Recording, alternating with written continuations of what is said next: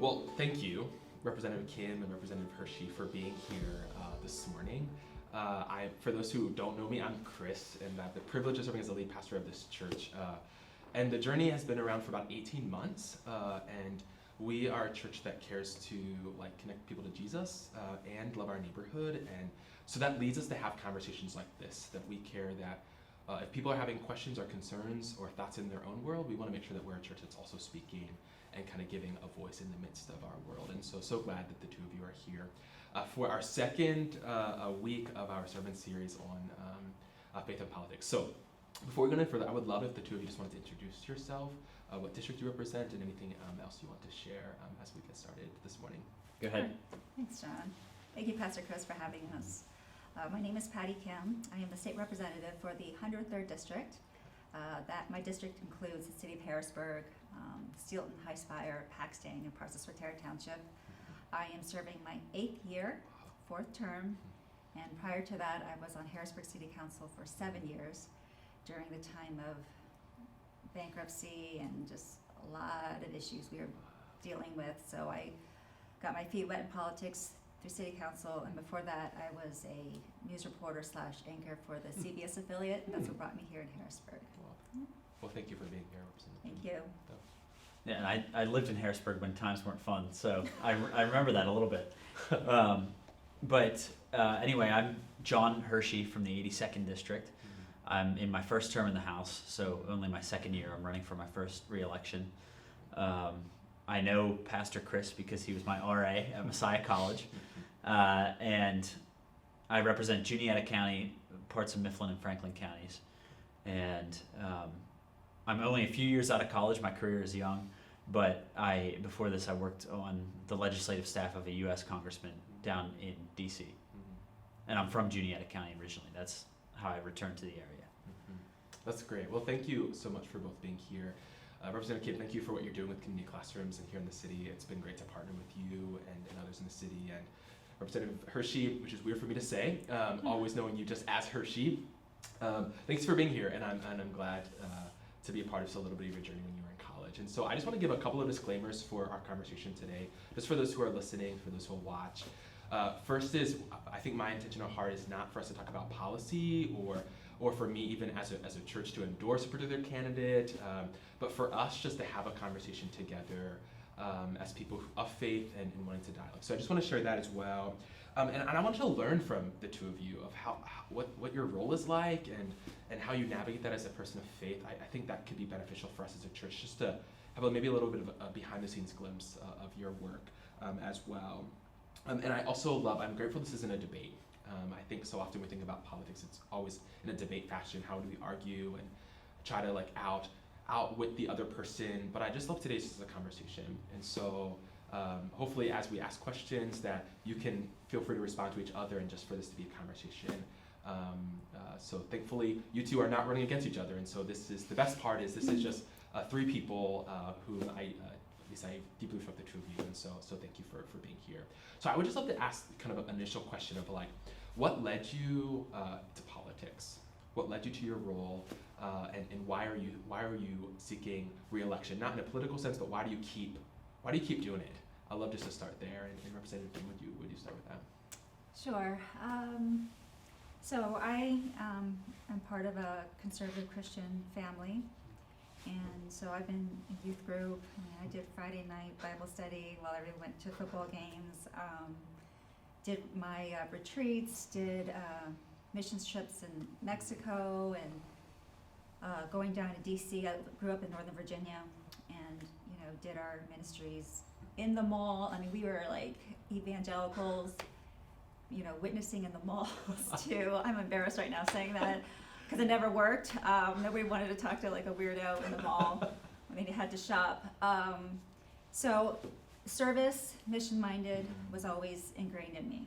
And to top off that, my parents were children in the Korean War, and my mom's, house was bombed, so she had war scars, and coming to America, we were blessed. Patty, we are blessed. We are blessed. I'm living in La Jolla, California, and she's telling me I'm blessed. I'm like, I got it. Whatever. Until I contrasted my life to the people who have nothing. And so I had this conviction, because I'm blessed with health, good education, with a strong family support, what am I doing with my gifts and talents? I can't just sit on them. I need to do something with them. And so I thought nursing would be a great idea. I made a terrible nursing student. The professor was like, Patty, there's life after nursing. I didn't realize I didn't like touching people. I should have figured that out beforehand. So that was a hot mess. And then I, Hail Mary, going to Boston College, tuition totally expensive. I just need to get out, go into communications and just try it out. I fell into the news media and I thought I could tell people stories. So doing that, I did that for 10 years behind the scenes in front of the cameras and got burnt out chasing ambulances, doing murder stories. And I got married, had my first child, and I just said, I'm just gonna take a break. And so really disappointed. 10 years, I was in Hagerstown, Maryland, being a one-man band, carrying the camera, tripod, doing everything, making, minimum wage, literally minimum wage, about $15,000 a year. And all that investment, all the sacrifices to sit at home with my new baby, which I loved, but it was just like, what in the world? Thinking kind of like I failed.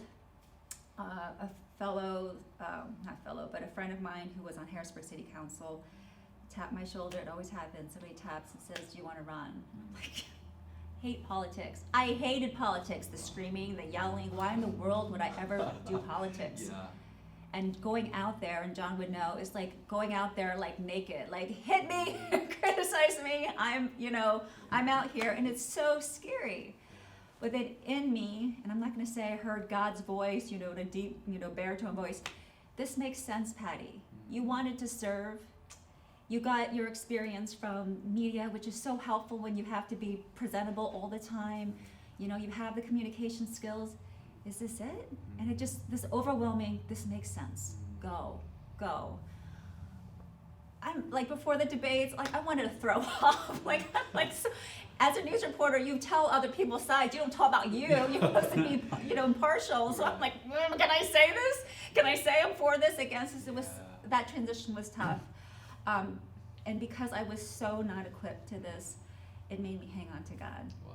It made me hang on to God. Like, God, I need your wisdom, I need your strength, I need your courage.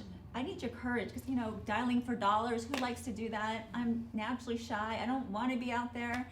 And so every character in the Bible, has this, weakness, can't speak,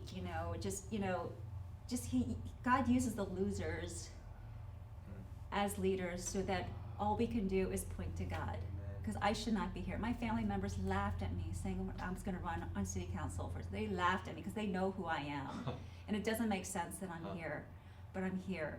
And so if I was somebody who was totally confident in myself, smart, straight A student, I belong here.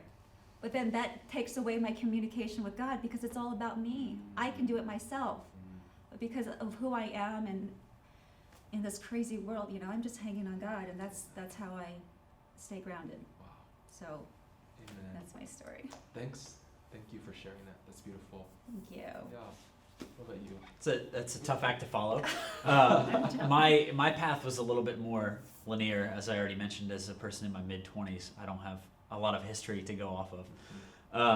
But my grandfather was actually a legislator in the mid-'80s to the mid-2000s. In Pennsylvania? He was. Yeah, that is from so southeastern cool. Pennsylvania. Yeah. Oh, that is so cool. In what's now John Lawrence's seat. Okay. So he served for 25 years and was the ag chairman for at least 10 of them, which is my background as well. And he was considered a very good legislator. I mean, even people that didn't agree with him politically would show up to his fundraisers when I was growing up and talk about, they wouldn't necessarily talk about the policies that he was doing, but what he did for them, help connect them.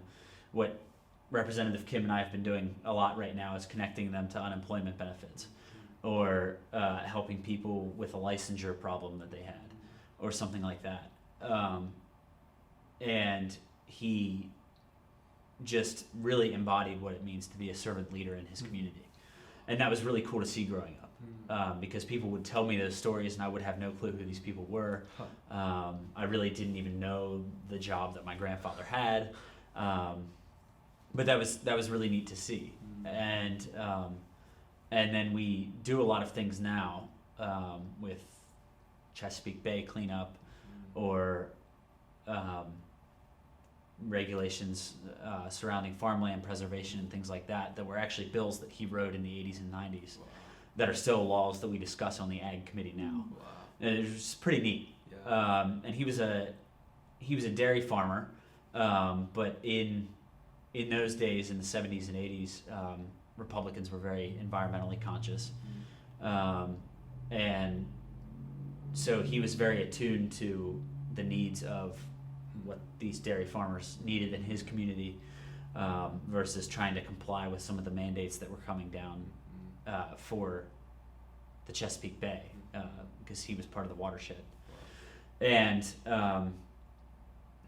so anyway, it's just really neat to have gotten into this job now, and we're still discussing things that he was talking about around the dinner table in 1997. Not that I remember that. So anyway, so that was my introduction. I just got to see the way that this type of job could really affect people's lives and make it positive. And I grew up, watching the news, and you saw a lot of negative. And I was in late high school around the rise of the Tea Party, and things started to get a little bit more negative from the national standpoint. But I still had that idea of what politics could be and how it could affect people's lives, and how they can make it better. So then I went to college, did internships. My first job out of college was nothing related to politics at all, but I was drawn back to it. And when I got the opportunity to serve Congressman Dent at the federal level, congressman from Allentown that came out almost to this part of Harrisburg in the old congressional districts. It was just an opportunity to put what I knew into practice, and it was a very good experience. So then, what drew me to this job was similar to Patty in the news media. I just got kind of burned out. In DC, I was going to law school at night, and was working during the day at the same time. My boss was on the appropriations committee, so during budget. Yeah, during budget, I was literally going to class at George Mason, Northern Virginia, and then coming back into the office to work on things, and just got burned out and kind of isolated, between that and my friends. I had 3 friends in law school that also worked on the Hill, and those were about my only friends and my roommates at the time. So I decided it was time for something new, and right around the time that Congressman Dent announced that he was leaving office, my predecessor in the House announced that he was leaving, and I really love people back home, and it was an opportunity to serve the people that I really enjoyed and that have helped raise me, and so I moved back and ran. And then through that, I just got to meet some really incredible people in my local community that really care about the area that I live and really care about making it a better place to live and a better place to raise your family. And that appeals to me. And they were people that I didn't know if I wouldn't have run for office. So that's been a lot of fun for me since.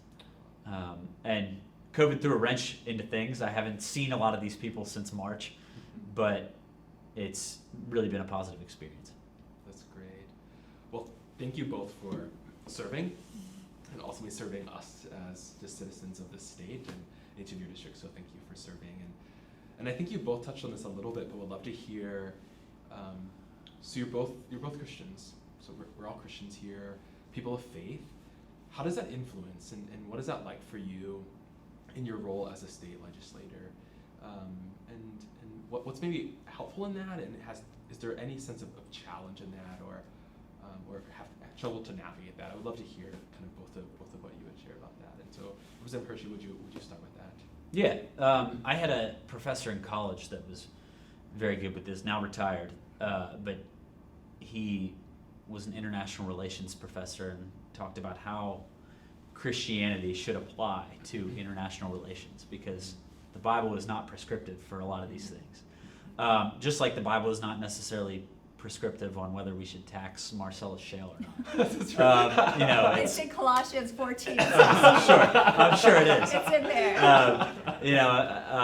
And so I think there are a lot of things that the Bible doesn't necessarily weigh in on, which is how Representative Kim and I can have the same faith, but we often probably go into the floor in Harrisburg and have totally different viewpoints on things, which has been excavated in the past 6 months, I'm sure.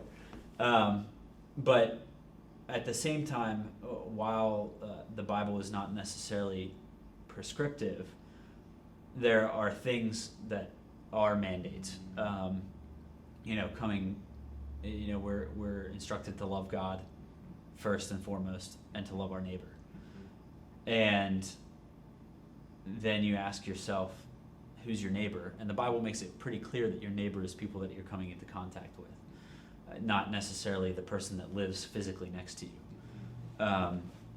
So I think in terms of seeing Representative Kim as a person created in God's image and a sister in Christ, rather than seeing her as a political opponent that I'm supposed to beat, is one area in which the Bible is prescriptive. Seeing my constituents, whether I agree with them or not, as a person that was created in Christ's image, and trying to achieve a better life for them, is areas that the Bible is prescriptive. So I think that the Bible and Christianity in general really influences the way I think about things, even if it might not weigh in on a policy objective on a day-to-day basis. That's helpful. Representative Kim, how would you respond to that? What are your thoughts around that as well? Can I do a quick Pastor Kris Sledge commercial? Please. And just thank you. Representative Hershey's new, but there's 203 of us, and I've never had a conversation with him until you brought us two together. When we go on session, we're both on the same House floor, but we're separated. When we go to caucus, we go in and we're separated. I don't have an opportunity to talk to John. And so this is really frustrating. I've learned a lot about things. Your grandfather, that is so cool, and I love Charlie Dent, and so we need to have more conversation. I think this is your sneaky way of trying to get us all to get along. That's okay. It's great. Yeah, you're so right. There is this road rage, I don't know, psyche, I just see the back of his head, I see how he votes, but I don't know him as a person. And so you get that divide, that political divide, you're always going against what I think, and I don't know you, therefore you're not a real person, I can be angry at you. So not you specifically, John Hershey, but just so many of us there. So legislators writ large, it's easy to do. No, makes sense. So I think John said it great. That is my core. Every morning I start off with quiet time and just being open. God, who do you want me to talk to today? Who do you want me to bless? What do I need to do? And just to remind myself why I'm here in politics. But once you get into this arena, it could get so chaotic, and to be part of your party, and then you also want to start throwing bombs at the other side, and I have to keep pushing me back, Patty, you're here for a reason, and you're supposed to be different. You need to operate differently. You can't be like everybody else. Then why is God using you to be just like everybody else? And I know how grateful, and I know we both what an honor it is to be in this seat, but God can use anybody. It's not because we're the best qualified candidates. God can use anybody, Patty. So do what's right. Follow the rules. Don't, be sneaky. Don't get greedy. A lot of politicians get mixed up because you have that intoxicating power, and then I deserve more money, and that's where I'm going to make these deals. And then get out. You're not effective if you're that. If you're actually stepping on the people who are supporting you, then you need to get out of the seat. So in order for me to make use of this and to stay here, which is to serve and to try to make it, good for my constituents, and I need to do it right by God. And so that's just my framework and how I operate every day. That's beautiful. Yeah, and to go off of Patty's comment really quickly is it's probably easier for me in the district that I represent to throw those bombs. Social media, that's what's popular. That's right. My district is probably 75% Republican. It's at least 70, and unfortunately, that is what's popular right now. And so, recognizing that it is a person on the other side of the aisle that, again, is created in the image of God, whether you agree with them or not, versus scoring points and destroying your opponent, I think is an important way to look at it. And I wonder if like that's inherently, I think, so Christocentric in the sense of like seeing someone as sacred, worth of God, and that you're called to love them is inherently I mean, it's biblical, it's very clear, and I appreciate both of you. Just I think there's an awareness, I think, that for me, just from my role, but I think the two of you are naming it. I think it's easier to throw bombs at one another or to outwit or to trash talk someone else, someone who thinks differently. And so for you, like, I would love just like is it tempting at times to do that? You know, like, so for you, like you named 75% of your constituents are Republicans. So in some ways they want you to throw bombs at the other side because you're really then representing them well. Maybe they wouldn't all say that, but like, talk to me about like that temptation for like, because we can see it, and me just as an average person, like I do it in I can do that. I have the capacity to do that of people who think differently than I do or vote differently, but you're in a different kind of role. And so what is that like? What's that temptation like for you? Or are you pressured at times by your caucuses to do that? And so how does that live in tension with your Christian faith? So I'm supposed to ask shorter questions, but I can be long-winded in my question asking. What would you say for that? I think it can be tempting. So an interesting example that came up recently is, and I've publicly disagreed with people about it, so I don't feel uncomfortable talking about it. But there's an effort underway to impeach the governor because he did X, Y, and Z that was unconstitutional and et cetera. But I am of the opinion that the Supreme Court has ruled on this, the Supreme Court of Pennsylvania, and I disagree with a lot of their opinions, but unfortunately, because they have ruled on it, it's the law of the land, and the governor hasn't done anything impeachable, even though I disagree with him vehemently. Mm-hmm. So, at the same time, though, that's probably the most frequent phone call I get to my office is, why haven't you signed on to impeach the governor yet? And I've always been of the opinion that I'm here to legislate and I'm here to get things done. Whether I disagree with the governor or not, he's still the same guy that needs to sign my bills if I want a bill to become law. And so I think that goes into whether I'm effective at this job or not. But my constituents in a lot of respects would appreciate that if I signed on to that impeachment effort, for example. So I think it can be tempting sometimes because I would get a lot of appreciation back home if I did that kind of thing. But I have to just keep teaching my constituents, and they teach me too, that we agree on the overall goals here. We would like our restaurants to be open to more capacity, those kinds of things. But impeachment is probably not the way to get there. It's probably working with the governor that's allowed to make these rules that he's making. So that's where I come down on that issue. That's good. Yeah. Any thoughts from you, Patty? So I think a lot of us who run are very competitive because you just have to be. You have to be the opponent to be elected.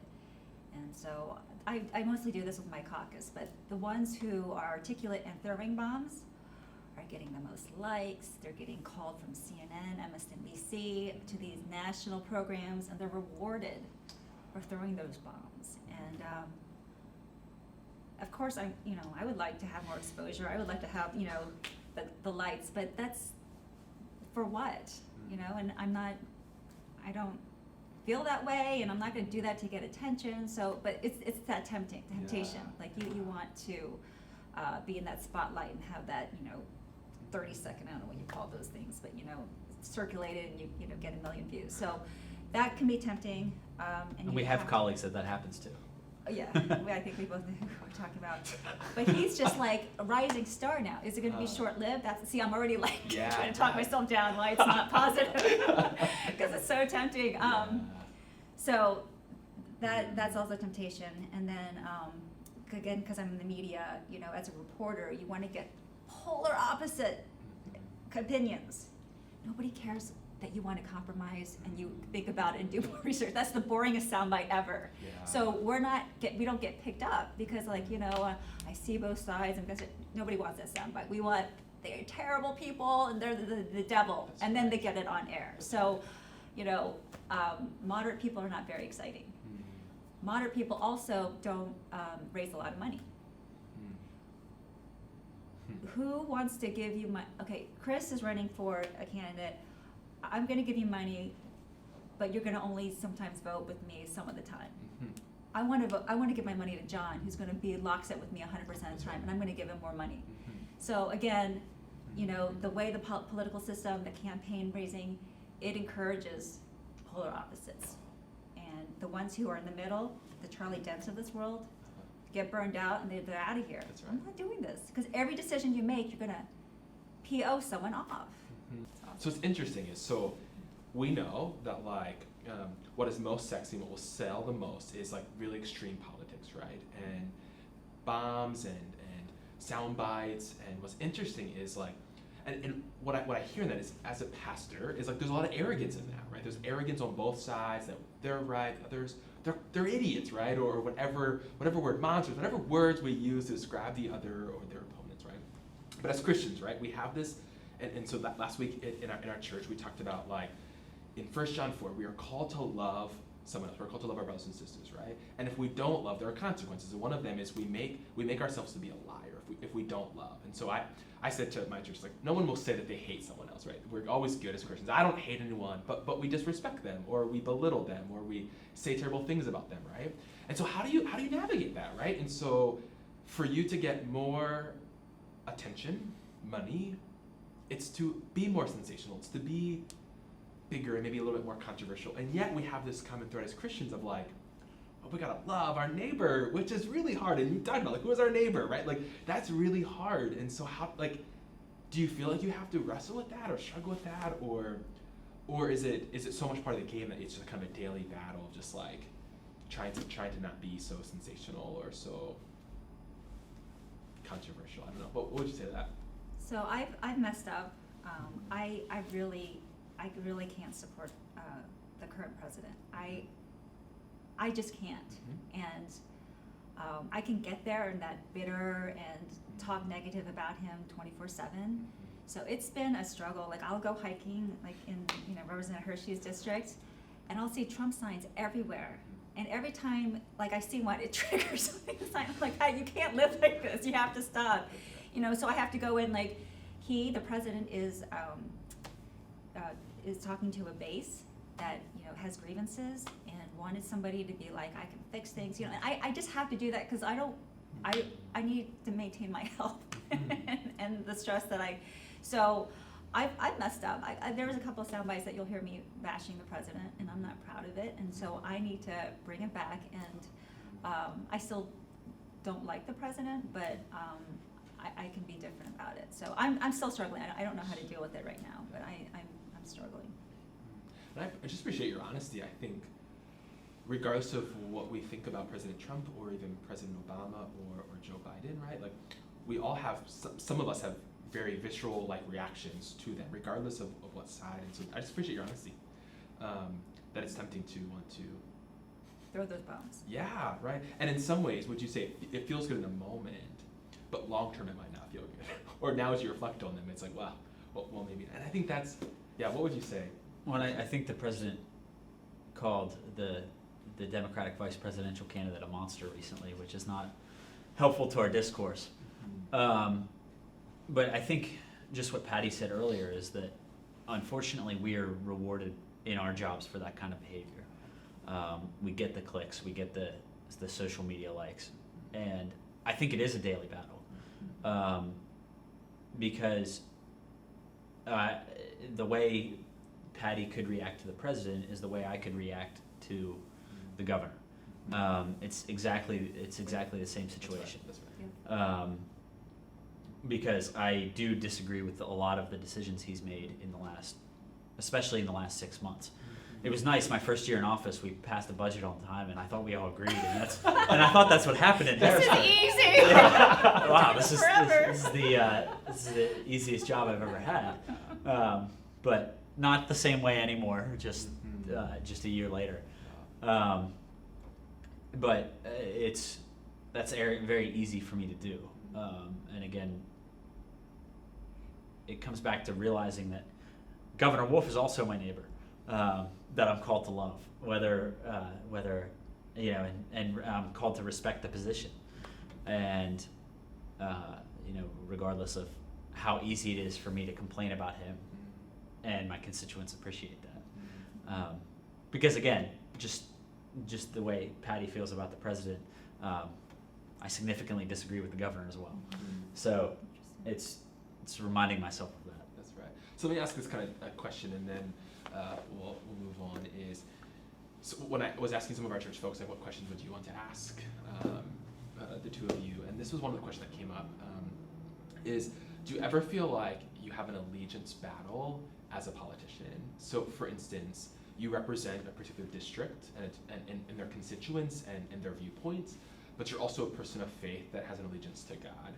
And do you ever feel like those two are in conflict? And have you ever felt like you've had to make a vote on something that, like, maybe your faith wouldn't say lead to that, but your caucus or your district would want you to vote in that way? And that's a question that was asked, and I would love to know what you think about that, or your experience with that. Again, I think that on a lot of individual issues that we vote on as legislators, the Bible is not prescriptive. So an easy example, because Representative Kim is here, is the minimum wage issue, which we feel totally different about. But I think that I am of the opinion that believes that making sure that people have jobs and that the employer has their best interests in mind, a lot of times is still allowing people to have dignity with work and seeing people as made in the image of Christ. And I know that she disagrees with that, just because of your public comments in the past. But again, I don't think that the Bible comes out and says that the minimum wage in Pennsylvania has to be $12 an hour. So I think in a lot of ways that it's easy to reconcile my faith with my district, because the one thing I promised when I was running was that you won't agree with me 100% of the time, but I will always be able to explain why I voted the way I did. I want to always do that. So it leaves me with the clear conscience that if there is ever an issue where my faith might disagree with what my district does, I can make that decision and still be able to explain it. This is why. But again, I don't believe that the Bible is necessarily prescriptive for a lot of specific day-to-day issues we have in the legislature.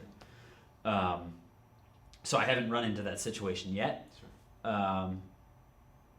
And you also have to remember that the people that voted you in are the people that sent you here.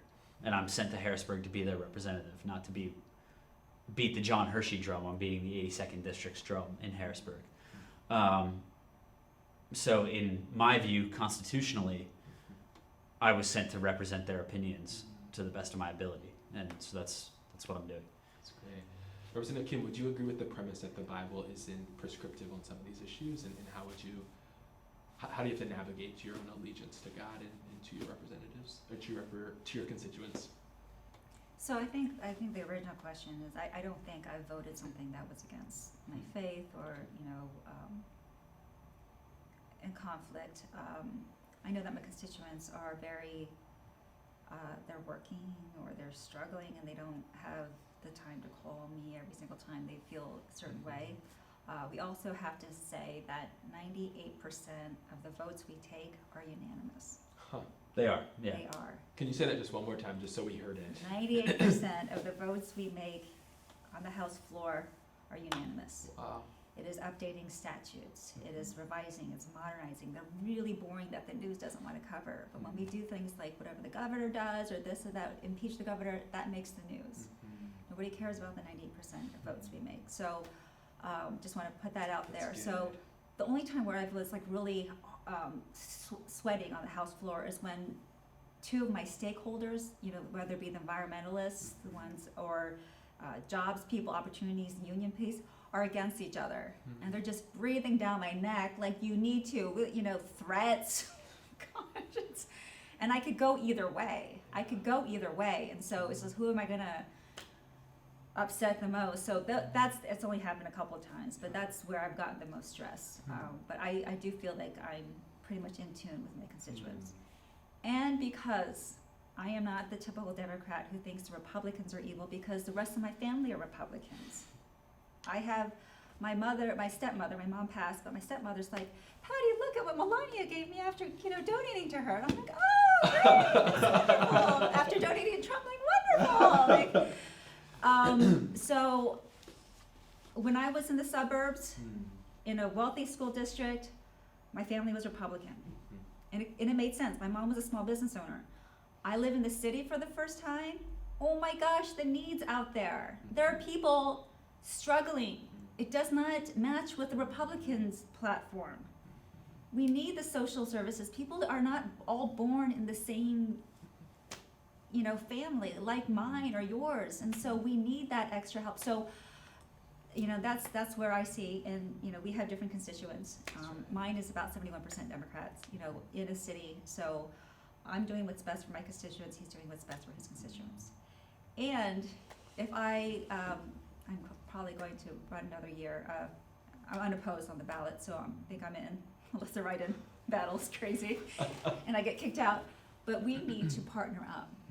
We need to have an urban state rep and a rural state rep come together and talk. I should go visit his district, he should come to mine and see, other than downtown Harrisburg. I have a lot of things that I'm proud of in Harrisburg, except what's on the news. And therefore, when we debate, we're not gonna be like, oh my gosh, he's terrible, he's heartless, you know. Those are the things that are said on the House floor when we disagree. And it shouldn't be. We both have families, we both take, you know, we have so much in common. But once we're on the House floor, we're like, polar opposites, you know. And why it like, so I don't know if either of you watched the vice presidential debate last week, and so the very last question, maybe heard of an 8th grader who basically said something like, every time I watch the news, I see citizen fighting against citizen. Every time I watch the candidates, I see just citizen fighting against citizen. And so basically the question was to the vice president candidates, like how can you model something differently instead of just citizen fighting against citizen? And so like, where do you think, and a part, I want to ask the first question, is the state political sphere as divisive as on the national level? So we see the sound bites from the national level. Is it just as negative? And if so, or if it's even slightly different, like why? Like why is politics so divided today, and why can you be on the floor and there just is such a strong division? Just two citizens. A great example is the mask issue. To wear the mask or not. There are people on the one side says you need to wear it all the time. There's others that says no, I don't need it. You know, my faith will protect me, God will protect me. So where's the middle? Wear half a mask? No, it's either you wear it or you don't. So, you know, I'm sure you've had people debate, or you know, it makes it very uncomfortable for people if they don't want to wear masks. It's just if you're either for or against, and so it's very little middle ground. I will say that thankfully I do feel that there's more middle ground in Harrisburg than there is on the national stage. We don't have the 24-hour news media covering Harrisburg.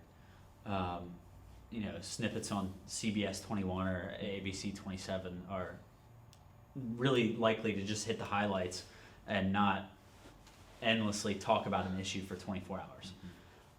So I do appreciate that. And even the news sources with a stated bias, like the Penn Capital Star is the first paper that comes to mind. They have a stated progressive agenda. I I do feel that anytime I've ever talked to them, they've covered me very fairly.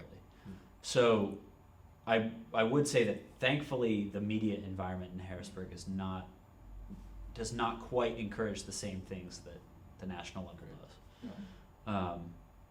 But we still have significant disagreements, obviously. I think it's a little more toned down at this level. That's good. Um, And like Representative Kim was mentioning, we do have tensions between various stakeholders. Like she was mentioning, there have been issues recently where environmental groups are pitted against unions, and which are traditionally Democratic issues, so they did not come knocking on my door. But I saw that play out and talked about that with a few of my Democratic colleagues. And but again, that's not an issue where your faith is necessarily in conflict with how you're voting. It's more trying to represent the people that you represent to the best of your ability. And so it's a situation where it's not this black and white faith issue. There's really, you can take the vote, justify it based on how the people feel back home, and really nobody can blame you for that. You're trying to represent your constituency to the best of your ability, and that's not evil. Or wrong. Yeah, and I think that's a helpful piece, I think, of clarity. I think you both named of part of your role is a representative, meaning you represent constituents, and at least in both of your cases, there's a large majority of one particular side that you're representing, and so part of your role is to represent them. Even when you have your own tensions and your own clarity. I think part of my hope in this conversation today was just to humanize political leaders. I think it's so easy just to think of political leaders as arrogant or power hungry or want to have this big image or whatever. And part of what I appreciate in both of you is just your down to earthness as people and in this conversation. So what's something that you, or some things that you wish people understood about you as a political leader, but also as just a person, as a person of faith who just happens to be Republican and happens to be Democrat? What would you want to say to people who will watch this? I would say that first of all, we are human. Recently got married, recently got a puppy. I was quarantining because of close contact with somebody that had the virus, and my biggest responsibility one day was asking my neighbor for permission whether I could walk on his property to walk the puppy. So there are, I would say we are human. When you get the temptation that you should call us and call us a really terrible name, you shouldn't do so, because that's happened frequently in the last 6 months. And then the other thing that I would say that I wish people understood more about our job is that we wear two hats, the legislative hat and the constituent services hat. And then within the legislative hat, there are dozens of issues that come across our desk every day. And typically the most effective legislators are the ones who pick certain issues that they're passionate about, and then they pursue that. Like I mentioned, I really care about ag and rural affairs issues, just because it's my background and it's my family's background. And so when you call me and you have an opinion about, I mentioned earlier, taxing Marcellus Shale, for example. I don't have any shale in my district. I have a mile of one pipeline. And I don't have many of the same environmental concerns either. I might not be an expert on that issue. And so we're really expected to learn a lot about a lot. And sometimes we know a lot about a little, or a little about a lot. So it just is one of the trickier things about this job that is fun to think about, which also means that you can learn something new every day, which I've enjoyed. What would you say, Representative King? It's really hard to get sympathy and empathy from people when you have this position. Like, how hard can it be, Patty? Like, you probably make decent money and it looks fun, you get to be on television and whatnot, which is all something that I have to do to stay on and be presentable and to make, gain people's trust that I'm on it. When I go home, totally different person. I'm an introvert. I have a family. I have a 16-year-old and a 13-year-old, and I am a regular person.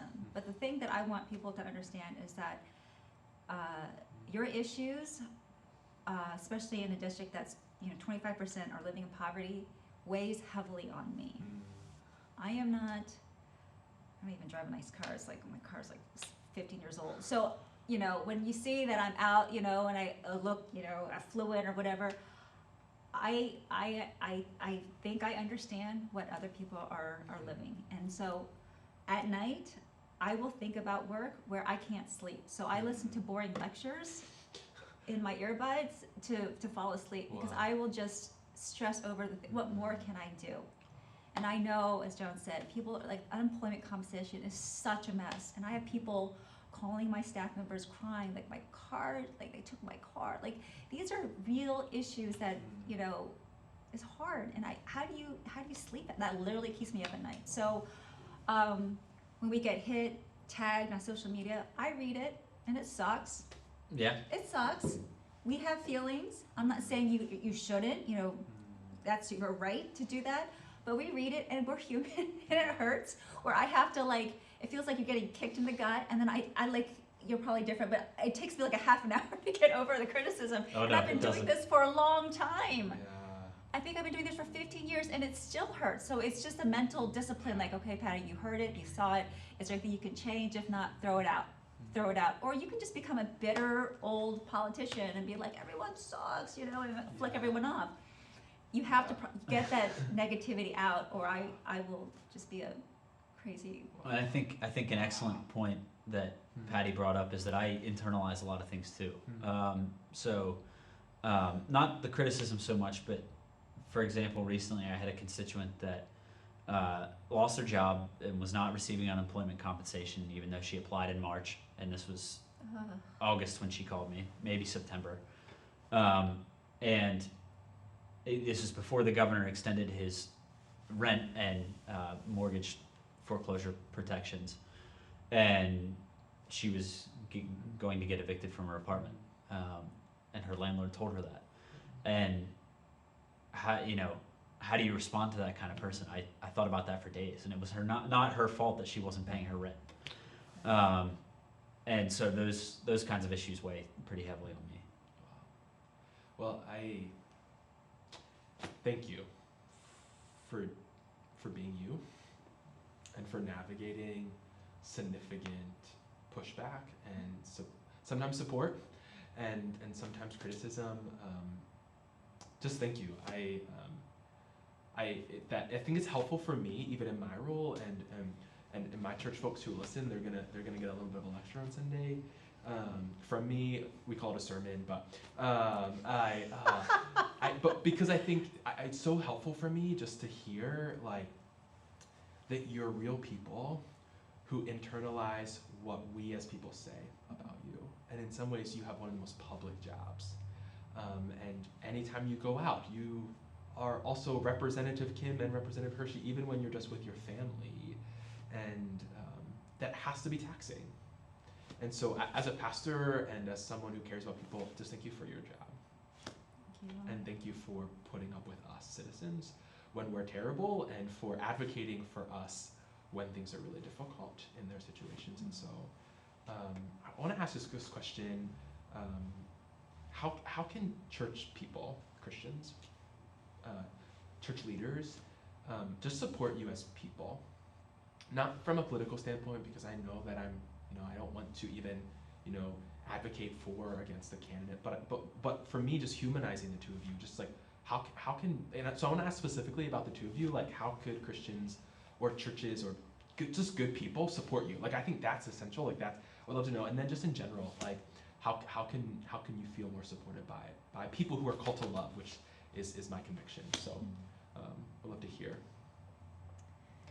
I attend Living Water Church, and I have a great pastor named Mike Leonzo, and I don't know what registered party he's in and I don't care, and he doesn't really care about mine. And he believes in the Bible that leaders are appointed, and that not because they're great, but just they're appointed and you have to respect the position. And so he will tell me whenever I see him that he prays for us regularly, the leaders in general, Yeah. and me, I guess because I was going to say constituent, church member, and I appreciate that. So he prays for me, and he just encourages me no matter what issues we're talking about, which is very helpful, because I think we're Christians first before we're politicians, before we're Democrats, before we're Republicans. We're Christians first. So again, we have to act and behave in that way. So if you want government to be better, I think it's helpful to have more Christians. And in my other church that I went to, he's a Christian Republican, that's fine. But then he disagreed with me and just went after me. And I'm just like, we agree on 80% of the things, and I'm not, see now I'm like whiny. I'm not stealing, I'm not trying to step on people, like I'm doing the best I can, but he just went against me. And I'm just like, I think we need more believers in government. So the ones that we have here, support them. We may disagree, but support them, because I think the way John, I don't see him throwing bottles. He is different on the other side. He's a little bit quieter, but he's not part of that noisy crowd. And we don't need more noisy people. We need more people who are thoughtful and will make the best decision according to our beliefs and our constituents. So don't scare us out. Yeah. But we should, I don't belong here for the rest of my life either, but we have a shelf life. After so many criticisms, public criticisms, sometimes you're like, why am I doing this anymore? And we chose this position, and we can leave whenever. Okay, so don't give us too much sympathy. We can leave. We don't have to run again. Yeah, it's our own fault that we're here. We're either stupid, crazy. No, I'm kidding. So it's just but we have a shelf life, and when we are here, and if you think they're doing a decent job, just support. We're not asking for money. Just don't add to the stone throwing. But So good. for my part, I'm incredibly encouraged when pastors back home tell me that they're praying for me, and it's not. They don't come at it from a partisan lens either. Some do, as I'm sure some do here too in Harrisburg. But just that they're praying for me, and that they're praying for our leadership in Harrisburg, and that's that's very encouraging to me, and I enjoy hearing that kind of thing. So I think that's one of the best ways that you as a church, regardless of whether you vote for Patty or her non-existent opponent, which I'm going to post too, so I would say to my people back home, whether you vote for me or my non-existent opponent, that's something that even if you disagree with the person, you can lift them up in prayer and recognize that they are a child of God just like you are. So try to encourage them in that way. Try to encourage them with your faith first before your politics. That's so good. Thank you. I would love a chance to pray for you, if that's all right, at the end of this. And anything final you want to share to one another, or you want to share just as part of our conversation today? Not really, just that I appreciated having this. This was good. Constituents can add to the hundreds of letters we get, phone calls, emails. But as you were just talking about, another great line is wisdom from God. You know what I'm saying? That you pray that we have the wisdom to serve God's people. God loves them so much that I think He brought some of us to serve them. So for that, I think wisdom is gold. Like, I need wisdom to navigate. I need wisdom to present myself in the right way and to be effective. Again, if I'm the same like every other Democrat there, what's my purpose? What's my purpose? So I try to love harder, care harder, because that's what I'm called to do. And also it's a testament, it's a witness to God. Am I perfect? I think that some of the listening are like, Patty didn't tell me. No, I don't like her. And that's okay, that's okay. I've failed in numerous times, but we're trying. So just wanted to leave that out there. That's And good. thank you for this opportunity. It's been very, very productive, I think. Well, thank you, and I think that the theme of the Sunday is to choose conversation, and I thank you for helping model that for our church, that someone who's Republican and a Democrat and a pastor, we can all have conversation together. It's not weird. I don't think we fought at all. We didn't raise our voices, but in some ways, I think there's a shared experience now that has the potential to be more lasting than any debate could ever bring. And so thank you for helping us choose conversation and for putting up with my request to be here and for driving to be here this morning. So I would love the chance to pray for you both, if that's all right Yes, now. please. So Sure. let's pray. Jesus, I thank you for you.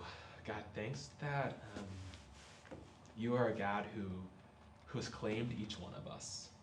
But God, that you're a God who loves each one of us, that you're a God who puts up with each one of us, that you're a God who has called and appointed us for roles and tasks for such a time as this. And so God, thank you for friends, for representatives, for state officials who are working for you, who love you, who are also seeking the best for their communities. And so, God, I just want to pray for each one of them individually. God, I want to lift up prayers for John. God, thank you for his spirit and his willingness to engage in conversation. God, thank you for his new marriage and their puppy and his faithfulness of trying to continue to serve your people. God, I just pray that you continue to draw him and his wife together, even in greater love for one another. God, for him to have wisdom and even just to echo Patty's words, for John to love and to care deeper and greater, to grow in his capacity to love people whom he agrees with and whom he disagrees with. And so, God, I just pray that you continue to allow him to be a light on the floor of the Capitol, and just may he continue to be a beacon of hope, to be a beacon of love,